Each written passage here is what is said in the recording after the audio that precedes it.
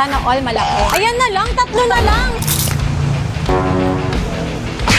Ang sarap.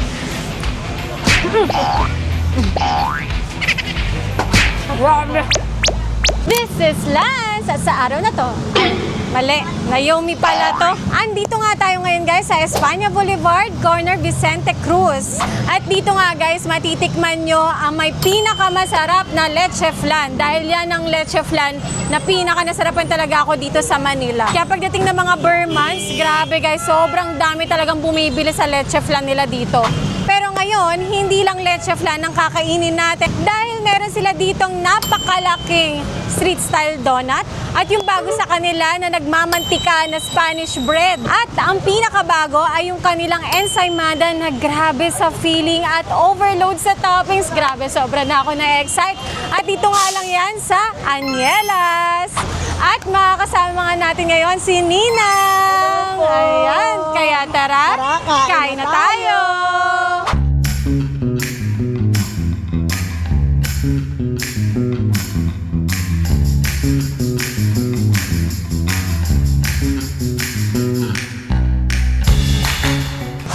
So yan guys, syempre uunahin natin ngayon sa leche flan. Ayan Ninang, magkano ba yung leche flan mo dito ngayon? 65 lang. Hindi nagbago? Nagbago siya kasi, di ba, tumaas yung mga ingredients, ano yung gas natin. Nagdagdag lang kami ng 5 pesos. 5 pesos lang? Hindi naman masyado masakit sa bulsa yung 5 pesos. Tsaka, mura na, 65 pesos, di ba? Murang-mura. Sa iba, magkano yan? Nasa 100 pesos. So, yung mga receiver namin, 100 po ang benta nila. May mga nagre-resell pa rin sa inyo. Ay, grabe. Natikman ko na to, yung leche flan ni Ninang. Kaya gusto kong matikman ulit ngayon. Kung may nagbago ba? May nagbago ba? Ay, syempre naman, lalong sumasarap. Ay, yun naman. Hindi siya nagbawas sa ingredients, mas sumarap pa.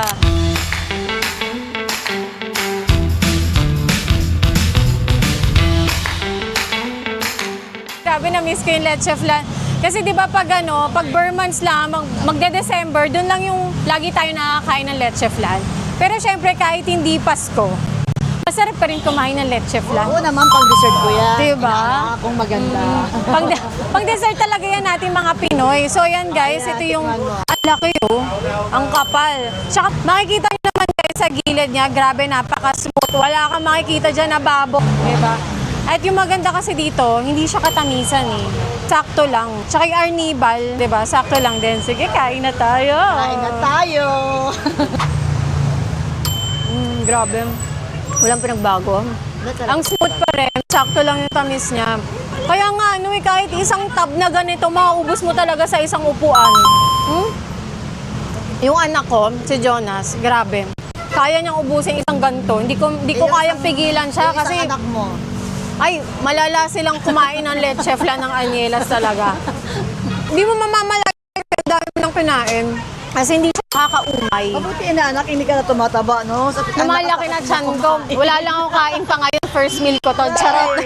Ang sexy mo pa rin kahit nakain ka ng kain. Kayo ba araw-araw pa rin kayo kumakain ng leche Ayun flan? naman, araw-araw ko kumakain. Siyempre, tinda ko yan. Tinitikman ko yun everyday kasi baka may nagbago, di ba? Diba? Hindi ka magsasawang kainin itong leche flan na to. Kasi nga, hindi siya ganun katamisan. Pero bukod dito, nakita ko ang dami mong pang ibang tinitinda ngayon eh. Dumami na, hindi lang leche flan eh. Ano pa ba? Alam mo naman ang ninang mo, napaka-diskarte. Di ba nagmana ka sa akin? Siyempre! O di ba, ikaw nga dami mong tinitinda, vendor na din eh. Siyempre, minsan mayroon time na matumal at siyempre yung iba pinagsasawaan na rin. Kailangan may bago, Siyempre, mag-isip talaga tayo at hindi tayo gumagaya. Hindi, pwede naman gumaya. Pero lang, kasi yung panggaya naman parang more on yung sa concept eh. So parang nai-inspire lang. Bawat time may nakita tayo sa ibang bansa or ibang lugar, parang, uy, kaya ko din yan. So parang more on inspiration yun, hindi yung gaya. Kasi syempre, kung gaya, yung recipe mismo ginaya, pero ikaw may sarili kang recipe. Meron kang sariling, kumbaga kung paano mo siya gagawin na mas better. Correct ka dyan. So ano naman yung bago mo dito? Mayroon tayong bago ngayon. Di ba, nung nakaraan nag-viral yung Spanish ko, di ba? Oo, na-try ko yun. Oo, nag-viral yung Spanish ko, inaanak. Ngayon, napag-isip-isip namin na mag-try kaya ako ng ubi. Spanish bread. Ay, gusto kong tikman yan. Kasi nga, di ba, wala pang gumagaya ng, wala pang gumagawa ng Spanish na na ube. Ube. Kaya i-try ko po siya. At saka viral na viral ngayon ang ube kahit sa ibang bansa. Ayan na, try mo. Ayan na, Ayan na. anak, grabe, ayan na. Grabe yung Spanish bread. Yung pinakita ni Manuel, gusto ko na matikman tuloy. Natikman mo na ba? Natikman ko yung classic. Oo. Yung ube hindi pa. Hindi pa? Hindi Try pa. natin. Try natin. Yan. Try natin. Punta na tayo doon. Ito na, ito. Ayan na lang, tatlo na lang. Ano pa dyan? Ay, nasa nakatingin ako dito sa harap. Kala ko tatlo na lang. Grabe, bagong bake pa kasi. Kaya mainit-init. Tsaka pag bumibili dito, tagang Freshly hindi baked, kami natatagalan kumbaga. ng Mas masarap nga naman talaga to kapag bagong luto. Kasi ramdam mo talaga yung nagmamantika yung yung Spanish bread. Pero ano yun? Kasi butter. Oo, tsaka totoong ube po yan nakalagay dyan. Ube. Ayan. Pero try muna natin tong Spanish bread. Magkano naman to, Ninang? 10 piso isa lang. 10 pisong isa. Ako na kukuha. Sa mga plastic. Dapat pati ikaw kumain din. Sige, kain Mukbang tayo. Sige, kain tayo. Ayan. Ay, ito, Ninang. Yan. Yun, oh. Pwede din ba kayo Ninang? Itong si Ninang to ng lahat eh. Kasi pag pumunta ka dito, lagi tawag sa kanya, Ninang! Pag tinawag niyo siyang Ninang, may libre kayong Spanish bread. Hindi lang Spanish bread. Pati isa yung mga at saka lichip lang, libre lang. Pag tinawag akong Nina. Grabe. Actually, mas gusto ko siya kainin na walang plastic para makita talaga. Kasi tagaling ko na nga rin, nagaya ko sa'yo. Ayan ha. Grabe yung niya talaga, oh. Mantika. Grabe. Ang daming butter. Ang galing talaga ng tagaluto ko, no?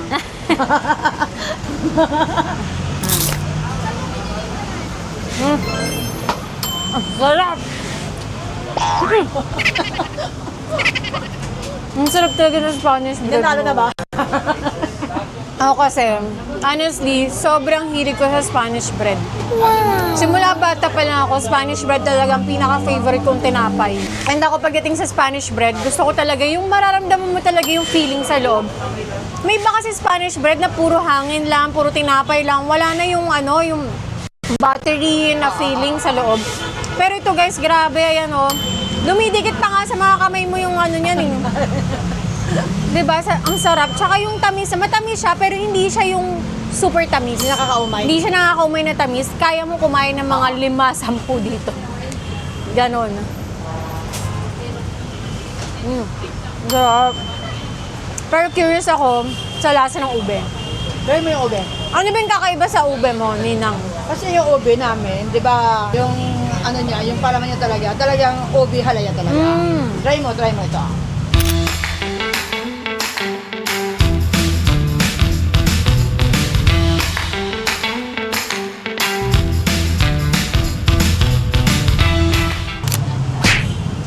Wala, kakasubo ko lang. Ito. Araw-araw ka din tong kumakain. Hindi naman araw-araw kasi Baka baka Hindi naman. magka-diabetes. Charot. Ito ube. Kailan mo lang to nilabas itong ube flavor? mga 1 week na. 1 week na. Oo, 1 week na. Wow. Buksan natin. Wow. Grabe yung feeling. Ubeng-ube. Anong laman nito? Siyempre may butter pa rin yan, tsaka yung yung ube halaya niya. Tapos may ube halaya talaga. Mayroon. Hindi lang- Kayo rin yung gumagawa ng ube halaya, di ba? Kami ang gumagawa. Meron din silang tinda kasi ng ube halaya. kami Nasa tinda tab. ube halaya. Magkano yung nasa tab na ube? 65 din.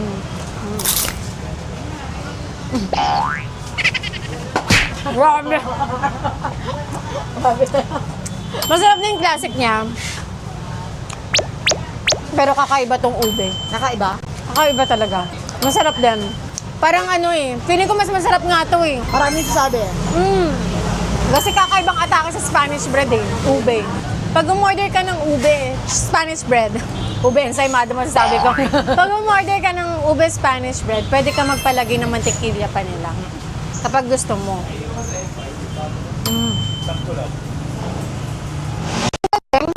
Kasi crunchy yung outside, crunchy outside pa. Tapos soft inside, tapos yung feeling, grabe yung ube. Pero gusto ko pa matikman yung iba pa.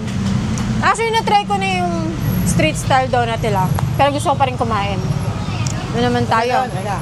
Ang dami niyang tinitinda, di ba?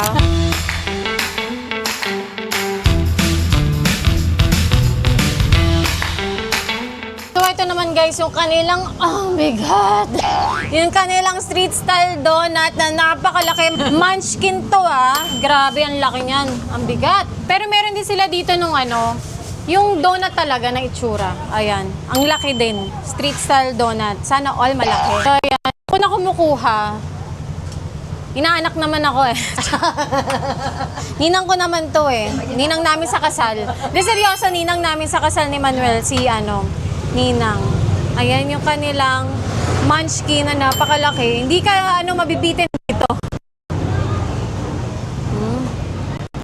Ito yung yung sobrang tagal na nag-viral Kailan pa to? Anong year? Mag-2 taon na. Mag-2 taon na, Okay pa rin. Madami pa rin, Hindi ninanap-hanap pa rin. Ito yung naalala ko grabe pila dito Yun tayo na first time nagkakilala. Ito yung first kong sinot sa kanila actually. Hindi yung leche flan. Hindi yung leche flan. Ito nga street style donut nila. Ang lambot. Ang lambot pa rin. Tapos meron din sila guys dito na buchi. Bago lang din to, di ba? Sabay yan sa Spanish. Sabay ng Spanish bread, ito nga buchi nila. Malaki din yung buchi nila. Meron silang 2 flavor. Ano yung flavor? Obi tsaka munggo. Yung munggo. Pero kung di ako masyado mahilig sa sa buchi o buchi. Hindi ako masyado mahilig. Kaya dun tayo sa bago mo. Ensaymada. Ensaymada. Balik tayo doon kasi andun yung ensaymada.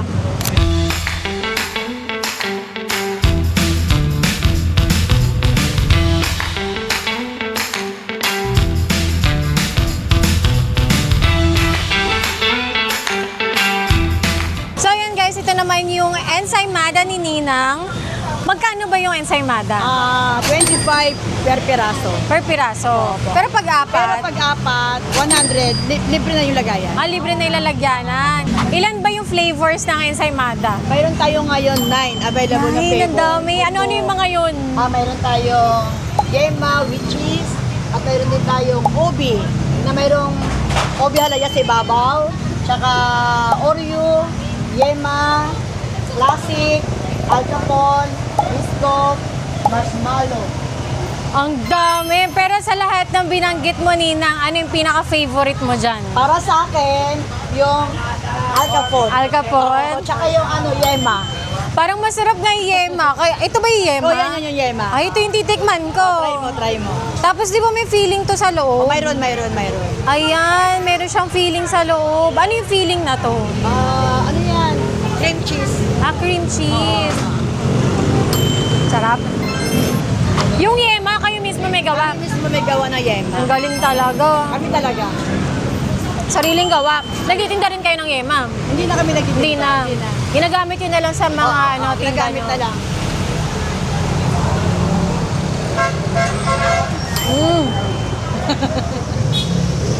Sarap. Ang sarap.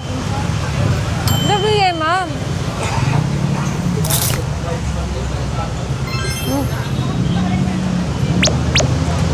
Masarap dahil din dun sa feeling. Pero ang messy nga niya. Masarap yung yema. Try mo itong favorite ko. Yung alcapon. Ito may almond. Masarap niya kasi lahat ng paninda mo dito, hindi siya yung super tamis talaga. Kahit matatamis yung pagkain niya. Sakto lang.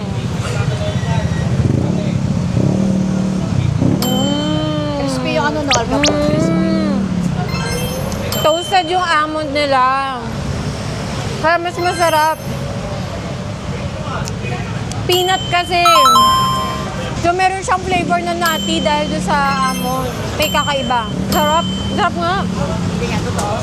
Totoo, masarap. Ang masarap din kasi yung dough niya, malambot. Saka siksik.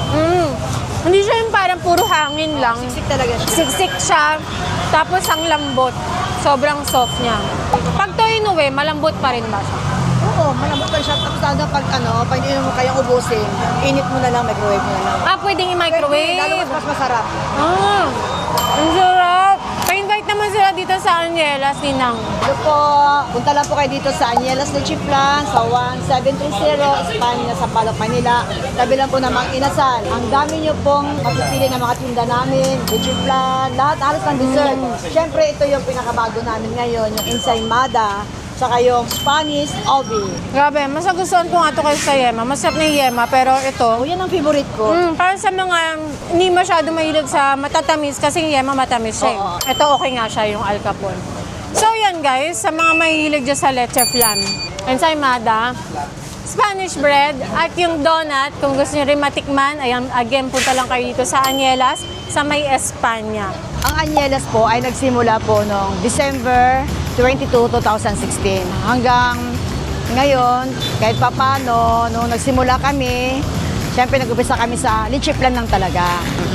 Hanggang dumami siya ng dumami kasi maraming naghanap ng ibang produkto, gaya ng mga ubi halaya, ubi flan, tapos mga ibang dessert, yun, nadagdagan, hanggat lumaki siya ng lumaki. Simula kami sa leche flan kasi po, yung asawa ko po ay mahilig talaga sa matatamis. Lalo na yung nanay niya, talagang nung bata pa daw sila, gumagawa na daw ng leche flan yung mother-in-law ko. Simula noon, tapos merong gustong magkipagsosyo sa amin. Yun lang, yung taong nagkipagsosyo sa amin ay hindi namin din maano kasi wala rin kami pera nung time na yon. Oo. Hindi, sabi ng asawa ko, sige try natin. Total, alam ko naman ang timpla ng leche flan. Hindi, nangutang kami ng 30,000 para makapagsimula kami sa leche flan. Yung time na yon, December po yon, itong barangay namin ay halos lahat naman talaga ay nagtitinda ng leche flan. Oo. Tapos siguro doon sa palengke, nagkaubusan, o nalaman nila na mayroong leche flan sa Espanya, doon, unti-unti kami nakilala. Kami talaga, nagsimula kami talaga sa bangkita kami nagtitinda. Ang tinda talaga namin is, dati halos mga pagkain, yun lang, hindi kinaya kasi nga, siyempre, 6 yung anak ko. Ayun, mayroon lumapit sa amin na gusto magkipagsosyo, na sabi niya, gusto niyo ba magsosyo tayo ate? Sabi ko, pwede naman pero wala kaming ganun kalaking pera. Kaya ang nangyari, nangutang kami ng 30,000, yun po ang pinagsimula namin sa paggawa ng leche flan. Yung iba po nagtatataka kung sino daw yung Anyela. Ayun yung Anyela po ay yung anak kong bunso. Oo, 6 po yan sila. Ayun, siya po yung bunso. Ayun, pag mayroon kami ibang tinda dati, gaya ng mga karinderya, sa kanya taga nakapangalan yon. Oo, kaya sabi ng papa niya, bakit hindi na lang kaya Anyela ilagay natin? Kaya yun na. Oo, yung bunso kong anak, si Anyela, ngayon po ay 15 years old na siya. Ayaw nga mapakilala niya, ni nasa si Anyela. Alam mo, parang minsan hindi ako makapaniwala na darating kami sa ganitong buhay. Siyempre, sino ba naman kami dati na dyan na natutulog sa bangkita? Oo. Ngayon, kahit paano naman, hindi naman sinasabi na mayaman, di ba? Oo. Yung nakakaraos lang kami. Oo. Ako masaya na ako na yung nakasahod ako sa mga tauhan ko, nakakain kami, nakabayad sa mga supplier namin. Okay na kami doon, no? Hindi na kami nagangad pa ng sobra-sobra. Pero binigay ni Lord talaga, sobra-sobra talaga. Oo. Sa 9 years na namin, ang dami na po namin napuntahan. Hong Kong, Vietnam, Korea, Japan, Europe. Oo, nakating na kami sa Europe. Kakarating na namin nung last month lang, oo. Kahit paano naman, kaya sabi ng mga anak ko, mama enjoy na lang, oo. Eh siyempre, wala na rin yung papa nila, magto 2 years na namatay. Yun naman, kahit nawala naman siya, kahit paano naman, naging masaya naman siya kasi kung ano yung pinaghirapan namin, natikman niya. Sa mga naranasan ko, mga maliliit na negosyante, yan, kagaya sa akin ngayon, di ba, nagsimula lang sa utang. At ngayon may utang pa rin, di ba, paano? Pero hindi hindi maiwasan yan. Walang negosyante na hindi nangungutang, oo, basta magbayad lang na maayos, di ba? Huwag kayong mawala ng pag-asa kasi lalo-lalo na ako, kahit itanong nyo dito, talagang nasa mababa talaga ako nang galing. Oh. Ngayon, kahit paano, nakakaraos naman, saka tiyaga, saka diskarte lang, huwag agad sumuko. Kasi minsan may time naman talaga na nalulugi tayo eh. Oo. Kasi pag sumuko tayo agad, walang mangyayari. Sa mga reseller ko, alam nyo naman kung gaano kabait si Anyela, di ba? Minsan nga, pag may mga konting problema, huwag na lang idaan sa mga, sa comment. mag-direct na lang, mag-message na lang, di ba? Saka, alam nyo naman, kahit tumaas ang mga produkto natin, mga ingredients, napakababa lang dinadagdag ko. At least kayo, kumita din kayo. O, kaya, huwag kayo magsawa na araw-araw bumibili sa amin kasi napakamura lang talaga. O, mga bagong reseller dyan, dito nyo lang matatagpuan ang Anyela sa 1730 Espanya, Sampaloc, Maynila. Tabi lang po ng Mang Inasal. At alam nyo ba, hindi nagsasara ang Anyelas. Walang tulugan. 24/7. So yun lang guys. Thanks guys again for watching. At kung hindi ka pa nakakapag-subscribe, please subscribe to my channel. At para updated kayo sa mga videos na i-upload ko, tap the bell icon. So we'll see you guys again. Bye! Ang sarap. Pinig pa ako.